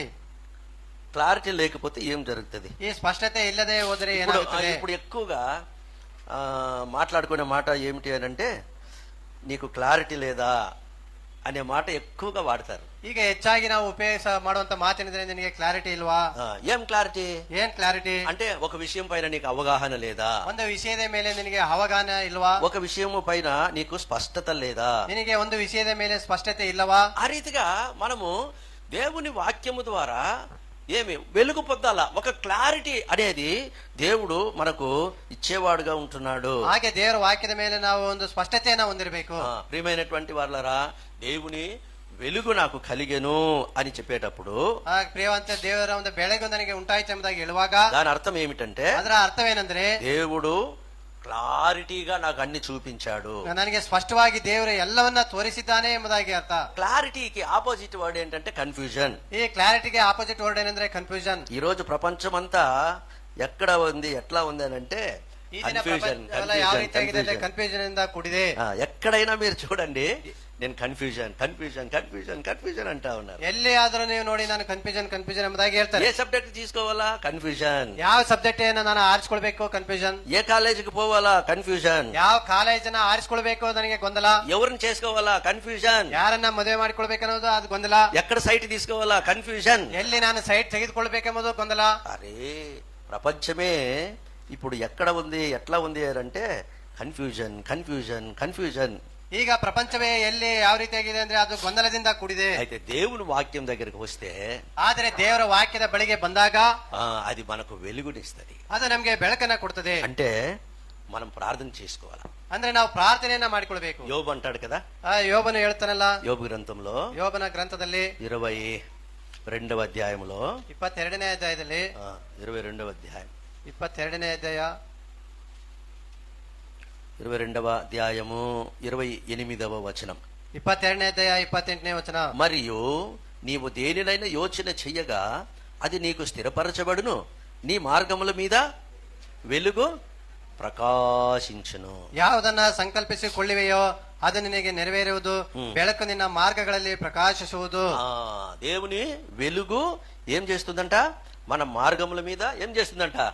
ప్రకాశిస్తుంది. ఆ దేవర ಒಂದು ಬೆಳಕು ನಮ್ಮ మార్గಗಳಲ್ಲಿ ಅದು ಪ್ರಕಾಶಿಸುತ್ತದೆ ಎಂಬುದಾಗಿ ನೋಡಿ. కాబట్టి కన్ఫ్యూజన్ గా ఉన్నప్పుడు కూడా మనం ప్రార్థన చేసుకోవచ్చు. ಆದ್ದರಿಂದ ನಾವು ಗೊಂದಲದಲ್ಲಿ ಇರುವಾಗಲೂ ಕೂಡ ನಾವು ಪ್ರಾರ್ಥನೆ ಮಾಡಬೇಕು. ఇప్పుడు చాలా మంది ఎట్లా డిసిషన్ చేస్తున్నారు అని అంటే, ಈಗ ಬಹಳ ಜನರು ಯಾವ ರೀತಿಯಾಗಿ ಅವರು ಡಿಸಿಷನ್ ತೀರ್ಮಾನವನ್ನು ತೆಗೆದುಕೊಳ್ತಾರೆ ಅಂದ್ರೆ, ఏది చూస్ చేసుకోవాలా నాకు తెలియదు అని చెబుతూ ఏదో ఒకటి చూస్ చేసుకుంటే సరిపోలా అని అంటున్నారు. ಯಾವ್ದನ್ನ ಆರಿಸ್ಕೊಳ್ಬೇಕೆಂಬುದು ಗೊತ್ತಾಗಿದೆ, ಯಾವ್ದೋ ಒಂದನ್ನ ಆರಿಸ್ಕೊಂಡ್ರೆ ಆಯ್ತು ಎಂಬುದಾಗಿ ಆರಿಸ್ಕೊಳ್ತಾ ಇದ್ದಾರೆ. ఏదో ఒకటి మనము చూస్ చేసుకోవాల్సిన అవసరం లేదు. ಯಾವುದನ್ನೋ ಆರಿಸಿಕೊಳ್ಳುವಂತ ಒಂದು ಅವಶ್ಯಕತೆ ನಮಗೆ ಇಲ್ಲ. దేవుడు అంటాడు, ದೇವರು ಹೇಳುತ್ತಾರೆ, ఇదే మార్గము, ఈ మార్గంలో నడవండి, ಇದೇ మార్గದಲ್ಲಿ ನಡೆಯಿರಿ ಎಂಬುದಾಗಿ. This is the way you walk in it, that's all. ఇదే మార్గము, ఇంకా రెండో మార్గం లేదు. ఇదే మార్గ, ಇದರಲ್ಲೇ ನೀವು ನಡೆಯಿರಿ, ಇನ್ನು ಎರಡನೇ ಮಾರ್ಗ ಇಲ್ಲ ಎಂಬುದಾಗಿ. ఈయనే నేను కోరుకున్నా, రెండో వాడిని నువ్వు అభిషేకించొద్దు అంతే. ಈತನನ್ನೇ ನಾನು ಕೋರಿಕೊಂಡಿದ್ದೇನೆ, ಎರಡನೇವನ್ನ ನೀನು ಅಭಿಷೇಕಿಸಬಾರದು ಎಂಬುದಾಗಿ ಹೇಳಿದನು. అర్థమవుతుందా? ಅರ್ಥವಾಗ್ತದ? ఎంత క్లారిటీ కదా. ಎಷ್ಟು ಒಂದು ಸ್ಪಷ್ಟತೆ ಇದೆಯಲ್ಲ. సమూయేలు గొప్ప దైవజనుడైనా కూడా క్లారిటీగా లేడు. ಆ ಸಮುವೇಲನ ಹತ್ರ ದೊಡ್ಡ ದೈವಜನರು ಆಗಿದ್ದರೂ ಕೂಡ ಅವನಿಗೆ ಒಂದು ಸ್ಪಷ್ಟತೆ ಇಲ್ಲ.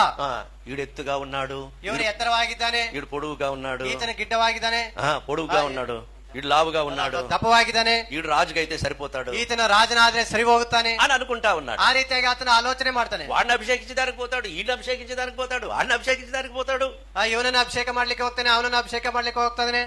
దేవుడు అన్నాడు, రే నేను చెప్పానా, ದೇವರು ಹೇಳಿದ್ರೆ ನಾನು ಹೇಳಿದ್ದೇನಾ, నేను చెప్పానా ఈయన అభిషేకించమని, ನಾನು ಹೇಳಿದ್ದೇನೆ ಇವನನ್ನ ಅಭಿಷೇಕಿಸ ಎಂಬುದಾಗಿ. ఎప్పుడైతే దావీదు వచ్చాడో ಯಾವಾಗ ದಾವಿದನ ಬಂದನೋ దేవుడు ఏమన్నాడు? ದೇವರು ಏನ್ ಹೇಳಿದರು? ఇతడే ಇವನೇ ఇతడే. ಇವನೇ. చూసారా, దేవుడికి ఏమన్నా కన్ఫ్యూజన్ ఉందా? ದೇವರಲ್ಲಿ ಏನಾದ್ರೂ ಗೊಂದಲ ಒಂದ ಕನ್ಫ್ಯೂಷನ್ ಇದೆಯಾ? దేవునిలో ఎప్పుడు కన్ఫ్యూజన్ ఉండదు. ದೇವರಲ್ಲಿ ಎಂದೂ ಕೂಡ ಕನ್ಫ್ಯೂಷನ್ ಇರುವುದಿಲ್ಲ. కన్ఫ్యూజన్ అంతా కూడా నీలో నాలో ఉంటుంది. ಈ ಕೇವಲ ಗೊಂದಲ ಏನುವುದು ನನ್ನಲ್ಲಿ ನಿನ್ನಲ್ಲಿ ಮಾತ್ರ ಇರ್ತದೆ. కాబట్టి దేవుని వాక్యము, దేవుని నడిపింపు మనకు స్పష్టతనిస్తుంది. ದೇವರ ವಾಕ್ಯ ಒಂದು ನಡೆಸುವಿಕೆ ನಮಗೆ ಸ್ಪಷ್ಟತೆಯನ್ನು ಅದು ಕೊಡ್ತದೆ. రెండో భాగంలో అంటాడు, అదే 34వ కీర్తనలో, అదే 34ನೇ కీರ್ತನೆ 2ನೇ ಭಾಗದಲ್ಲಿ ಆತನು ಹೇಳ್ತಾನೆ, వాళ్ళ ముఖాలు ప్రకాశించేది మటుకే కాకుండా, వాళ్ళకు వెలుగు కలిగేది కాకుండా, ಅವರ ಮುಖಗಳು ಪ್ರಕಾಶಿಸುವುದು ಮಾತ್ರವಲ್ಲ, ಬೆಳಕು ಅವರಿಗೆ ಹೊಂದುವುದು ಮಾತ್ರ ಅಲ್ಲ, వారి ముఖములెన్నడూ లజ్జింపకపోవును. God will not let us down. ಅವರ ಮುಖವು ಲಜ್ಜೆಯಿಂದ ಕೆಡುವುದೇ ಇಲ್ಲ. అర్థమవుతుందా? ಅರ್ಥವಾಗ್ತದ? దాని అర్థం ఏమిటి? ಅಂದ್ರೆ ಅದರ ಅರ್ಥವೇನು? ఆయన మనల్ని విడిచిపెట్టాడు. ಆತನ ನಮ್ಮನ್ನ ಬಿಡುವುದಿಲ್ಲ. చూసారా, ನೋಡಿದಿರಾ? Our God is the God of clarity. ನಮ್ಮ ದೇವರನ್ನ ಆತನ ಸ್ಪಷ್ಟವಾಗಿರುವಂತ ದೇವರು. Is not the God of confusion. ಆತನ ಯಾವುದೇ ರೀತಿಯ ಗೊಂದಲವನ್ನ ಹೊಂದುವುದಿಲ್ಲ. కాబట్టి మనము దేవుని యొద్దకు వచ్చినప్పుడు ఆయన మనల్ని సిగ్గుతో తల వంచుకునేటట్లు చెయ్యడు. ನಾವು ದೇವರ ಬಳಿಗೆ ಬಂದಾಗ ನಾಚಿಕೆಯಿಂದ ತಲೆ ತಗ್ಗಿಸುವಂತೆ ಆತನು ಮಾಡುವುದಿಲ್ಲ. దేవుని యొద్దకు వస్తే, ದೇವರ ಬಳಿಗೆ ಬಂದರೆ ఆయన మనల్ని ఏమి చేయడు? తల దించుకునేటట్లు చెయ్యడు. ಆತನ ತಲೆ ತಗ್ಗಿಸುವಂತೆ ಆತನು ಮಾಡುವುದಿಲ್ಲ. మూడవదిగా మనం ఏం చేయొచ్చు అని అంటే, ಮೂರನೇದಾಗಿ ನಾವು ಏನ್ ಮಾಡಬಹುದು ಅಂದ್ರೆ, దేవుని వాగ్దానాలను మనం పట్టుకోవచ్చు. ದೇವರ ವಾಗ್ದಾನಗಳನ್ನ ನಾವು ಹಿಡಿದುಕೊಳ್ಳಬಹುದು. మన ద్విమనస్సుకు విరుగుడు మూడవదిగా మనం చూస్తే దేవుని వాగ్దానాలే. ಈ ದ್ವಿಮನಸ್ಸಿಗೆ ಒಂದು ಔಷಧಿ ಏನಂದ್ರೆ ದೇವರ ವಾಗ್ದಾನಗಳೇ. దాన్ని గట్టిగా పట్టుకో, ಅವುಗಳನ್ನ ನೀನು ಗಟ್ಟಿಯಾಗಿ ಹಿಡಿದುಕೋ. ఒక దైవజనుడు ఏమన్నాడంటే, ಒಬ್ಬ ದೈವಜನರು ಏನ್ ಹೇಳಿದಾರಂದ್ರೆ, when God promises me, దేవుడు నాకు వాగ్దానములు ఇచ్చేటప్పుడు, ದೇವರು ನನಗೆ ವಾಗ್ದಾನಗಳನ್ನ ಕೊಡುವಾಗ, I will sit on the promise, నేను వాగ్దానాల పైన కూర్చుంటా. ನಾನು ವಾಗ್ದಾನಗಳ ಮೇಲೆ ಕೂತ್ಕೊಳ್ತೇನೆ. I will walk on the promise, ಅವುಗಳ ಮೇಲೆ ನಾನು ನಡೆಯುತ್ತೇನೆ. I will sleep on the promise, ಅವುಗಳ ಮೇಲೆ ನಾನು ಮಲಗುತ್ತೇನೆ. ఎందుకు? ಯಾಕೆ? దేవుని మాట అంటే అతనికి అంత కాన్ఫిడెన్స్ అన్నమాట. ದೇವರ ಮಾತಂದ್ರೆ ಆತನಿಗೆ ಅಷ್ಟು ಒಂದು ಕಾನ್ಫಿಡೆನ್ಸ್. దేవుని వాగ్దానాలు దేవుడిచ్చి మర్చిపోయేవాడు కాదు. ದೇವರು ವಾಗ್ದಾನಗಳನ್ನ ಕೊಟ್ಟು ಆತನು ಮರೆತು ಹೋಗುವಂತವನಲ್ಲ. దేవుని వాగ్దానాలు ఇచ్చి నేను చెయ్యలేను అని ఆయన చెప్పేవాడు కూడా కాదు. ದೇವರು ವಾಗ್ದಾನಗಳನ್ನ ಕೊಟ್ಟು ನಾನು ಮಾಡುವುದಿಲ್ಲ ಎಂಬುದಾಗಿ ಆತನು ಹೇಳುವುದಿಲ್ಲ.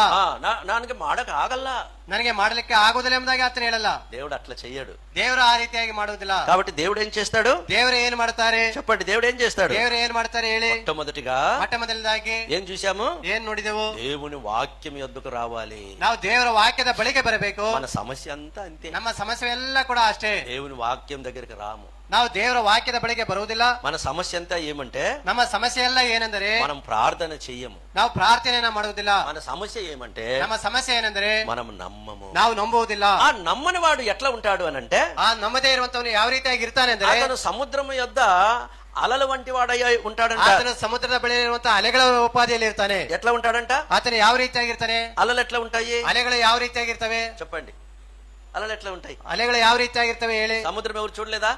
ನೀವು ಸಮುದ್ರವನ್ನು ಎಂದಾದ್ರೂ ನೋಡಿಲ್ವಾ? చూడలేదా? అలలు ఎట్లా ఉంటాయి? ಅಲೆಗಳು ಯಾವ ರೀತಿಯಾಗಿರ್ತವೆ? వస్తా ఉంటాయి, ಬರ್ತಾ ಇರ್ತವೆ, పోతా ఉంటాయి, ಹೋಗ್ತಾ ಇರ್ತವೆ. ఒక అతను విశ్వాస విషయంలో ఒక సామెత ఎట్లా చెప్పాడు అని అంటే, ఎట్లా ఉంటాం మనము అని అంటే, ಒಬ್ಬನ ನಂಬಿಕೆ ವಿಷಯದಲ್ಲಿ ಒಂದು ಸಾమెತೆ ಒಂದು ಗಾದೆಯನ್ನು ಯಾವ ರೀತಿಯಾಗಿ ಹೇಳಿದಾನಂದ್ರೆ, 3 అడుగులు ముందుకేస్తామంట, 6 అడుగులు వెనక్కేస్తామంట. ನಾವು 3 ಹೆಜ್ಜೆ ಮುಂದಕ್ಕೆ ಹಾಕಿ 6 ಹೆಜ್ಜೆಯನ್ನು ಹಿಂದಕ್ಕೆ ಹಾಕುತ್ತೇವೆ ಅಂತೆ. సరిపోద్దా? ಅದು ಸರಿ ಹೋಗುತ್ತದಾ? ఈ సామెత సరిపోద్దా? ಈ ಒಂದು ಗಾದೆ ಅದು ಸರಿ ಹೋಗುತ್ತದಾ?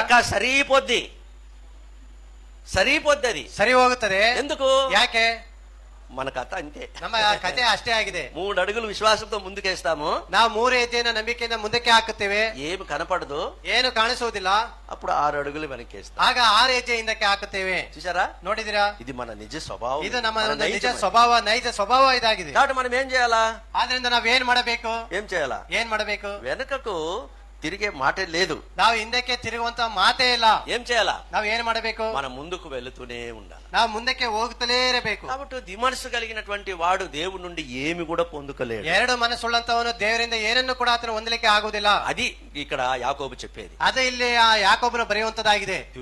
దిమనస్సు కలిగిన వాడు దేవుడి నుండి ఏమి కూడా పొందుకోలేడు. ಈ 2 ಮನಸ್ಸುಳ್ಳಂತವನು ದೇವರಿಂದ ಏನನ್ನು ಕೂಡ ಆತನು ಹೊಂದಲಾರನು. కాబట్టి మనం దావీదులాగా ప్రార్థన చేసుకోవాలా. ಆದ್ದರಿಂದ ನಾವು ದಾವೀದನ ಹಾಗೆ ಪ್ರಾರ್ಥನೆಯನ್ನ ಮಾಡಬೇಕು. ప్రభువా, నేను దిమనస్కురాలుగా ఉండకుండానట్లు నాకు ಏಕ ದೃಷ್ಟಿ ದಯచేಯము. ಆ ಕರ್ತನೆ ಎರಡು ಮನಸ್ಸುಳ್ಳವನಾಗದಂತೆ ಉಳ್ಳವಳಾಗದಂತೆ ನನಗೆ ಏಕ ಮನಸ್ಸನ್ನು ದಯಪಾಲಿಸು ಎಂಬುದಾಗಿ ದಾವಿದನಾಗೆ ಪ್ರಾರ್ಥನೆ ಮಾಡಬೇಕು. నిన్నే చూచే దృష్టి దయచేయము. ನಿನ್ನನ್ನೇ ನೋಡುವಂತ ದೃಷ್ಟಿಯನ್ನ ದಯಪಾಲಿಸು. నీ వాక్యం దగ్గరికి వచ్చే దృష్టి ನಿನ್ನ దయచేయము. ವಾಕ್ಯದ ಬಳಿಗೆ ಬರುವಂತ ದೃಷ್ಟಿಯನ್ನ ನನಗೆ ಅನುಗ್ರಹಿಸು. ప్రభువా నిన్ను నమ్మే దృష్టి ನಿನ್ನನ್ನ దయచేయము. ನಂಬುವಂತ ದೃಷ್ಟಿಯನ್ನ ಅನುಗ್ರಹಿಸು ಕರ್ತನೆ. ప్రభువా నేను ఎవరి దగ్గరికి వెళ్ళగలను? ಕರ್ತನೆ ನಾನು ಯಾರ ಬಳಿಗೆ ಹೋಗಬಲ್ಲೆನು? నీ దగ్గరికే వస్తూ ఉన్నా. ನಿನ್ನ ಬಳಿಗೆ ನಾನು ಬರ್ತೇನೆ. నా అపనమ్మకమును తొలగించు. ನನ್ನ ಅಪನಂಬಿಕೆಯನ್ನ ನೀನು ತೊಲಗಿಸು. ప్రార్థన చేసుకుందామా? ಆ ರೀತಿಯಾಗಿ ನಾವು ಪ್ರಾರ್ಥನೆ ಮಾಡೋಣ. ఒక 2 నిమిషాలు ಈ ಒಂದು 2 ನಿಮಿಷಗಳು ప్రార్థన చేసుకుందాం. ಪ್ರಾರ್ಥನೆ ಮಾಡೋಣ. భక్తుడు దావీదు అంటాడు, ಭಕ್ತನ ದಾವಿದನೇ ಹೇಳ್ತಾನೆ, ఆయన వైపు నేను చూచా, ನಾನು ಆತನ ಕಡೆಗೆ ನೋಡಿದ್ದೇನೆ, నాకు వెలుగు కలిగింది. ನನಗೆ ಪ್ರಕಾಶ ಉಂಟಾಯಿತು. ఆయన వైపు చూచా, ನಾನು ಆತನ ಕಡೆಗೆ నా ನೋಡಿದೆ, తల ఎత్తబడింది. ನನ್ನ ತಲೆ ಎತ್ತಲ್ಪಟ್ಟಿತು. ఆయన వైపు చూచా, ನಾನು ಆತನ ಕಡೆಗೆ ನೋಡಿದೆ, నా మార్గముల పైన ఆయన యొక్క వెలుగు ప్రకాశించింది. ನನ್ನ ಮಾರ್ಗಗಳ ಮೇಲೆ ಆತನ ಬೆಳಕು ಪ್ರಕಾಶಿಸಿತು. ఆయన యొద్దకు వచ్చేవాడు, ನಾನು ಆತನ ಬಳಿಗೆ ಬರುವನಾಗಿದ್ದೇನೆ. ఆయన నమ్మేవాడు, ಆತನನ್ನ ನಂಬುವಂತವನು ఎన్నడూ కూడా ಎಂದು సిగ్గుపరచబడడు. ಕೂಡ ಆತನ ಒಂದು ನಾಚಿಕೆಯನ್ನ ಹೊಂದುವುದು, ಅವಮಾನವನ್ನ ಹೊಂದುವುದಿಲ್ಲ. దేవుని వాక్యము స్పష్టంగా చెప్తది. ದೇವರ ವಾಕ್ಯ ಸ್ಪಷ್ಟವಾಗಿ ಹೇಳ್ತದೆ. ఏమంటున్నాడు? ಏನೆಂಬುದಾಗಿ? విశ్వసించువాడు కలవరపరచబడడు. ನಂಬುವವನು ಆತನ ಕಳವಳವನ್ನ ಹೊಂದುವುದಿಲ್ಲ ಎಂಬುದಾಗಿ ನೋಡ್ತೇವೆ. విశ్వసించువాడు సిగ్గుపరచబడడు. ನಂಬಿಕೆ ಇಡುವವನು ಆತನ ನಾಚಿಕೆಯನ್ನು ಹೊಂದುವುದಿಲ್ಲ ಎಂಬುದಾಗಿ నా ನೋಡ್ತೇವೆ. సహోదరుడా, నా సహోదరి, నా బిడ్డలారా, ನನ್ನ ಸೋದರ ಸೋದರಿ, ನನ್ನ ಮಕ್ಕಳೇ, దేవుడు నిన్ను సిగ్గుపరచడు. ದೇವರು ನಿನ್ನನ್ನ ನಾಚಿಕೆ ಪಡಿಸುವುದಿಲ್ಲ, ಅವಮಾನ ಪಡಿಸುವುದಿಲ್ಲ. దేవుడు నీ తలను కిందకు వెయ్యడు. ದೇವರು ನಿನ್ನ ತಲೆಯನ್ನ ಕೆಳಗೆ ಹಾಕಿಸುವುದಿಲ್ಲ. దేవుడు ఎంతో క్లారిటీ కలిగినటువంటి ದೇವರು వాడు. ಎಷ್ಟೋ ಸ್ಪಷ್ಟತೆ ಉಳ್ಳಂತವರು. నువ్వు ఏదన్నా ఒక విషయంలో నీవు కన్ఫ్యూజన్ ఉన్నావా? ನೀನು ಯಾವುದೋ ವಿಷಯದಲ್ಲಿ ನೀನು ಗೊಂದಲವಾಗಿದೆಯೋ, ఎటు వెళ్ళాలో, ఏమి చూస్ చేసుకోవాలో నీకు ఒకవేళ క్లారిటీ లేకుండా ఉందా? ಯಾವ ಕಡೆಗೆ ಹೋಗಬೇಕು, ಯಾವುದನ್ನ ಆರಿಸಿಕೊಳ್ಬೇಕೆಂಬುದಾಗಿ ನಿನಗೆ ಸ್ಪಷ್ಟತೆ ಇಲ್ಲವೋ, దేవుని ఎద్దుకు రా. ನೀನು ದೇವರ ಬಳಿಗೆ ಬಾ. Wait on him. ನೀನು ದೇವರ ಬಳಿ ಬಂದು ಕಾಯಿ. దేవుని సన్నిధిలో కనిపెట్టు. ದೇವರ ಸನ್ನಿಧಾನದಲ್ಲಿ ನೀನು ಕಾಯಿ. దేవుడు వాగ్దానం ఇచ్చినాడా? ದೇವರ ವಾಗ್ದಾನವನ್ನ ನಿನಗೆ ಕೊಟ್ಟಿದ್ದಾನ? కూర్చో, నిలుచో, పండుకో. ಅದರ ಮೇಲೆ ಕೂತುಕೋ, ಮಲಗಿಕೋ. ద్విమనస్సు కలిగి ఉండద్దు. ನೀನು ಎರಡು ಮನಸ್ಸನ್ನ ಹೊಂದಿರಬೇಡ. ముందుకు వెనకకు ఊగిసలాడద్దు. ನೀನು ಮುಂದಕ್ಕೆ ಹಿಂದಕ್ಕೆ ನೀನು ತೂಗಬೇಡ.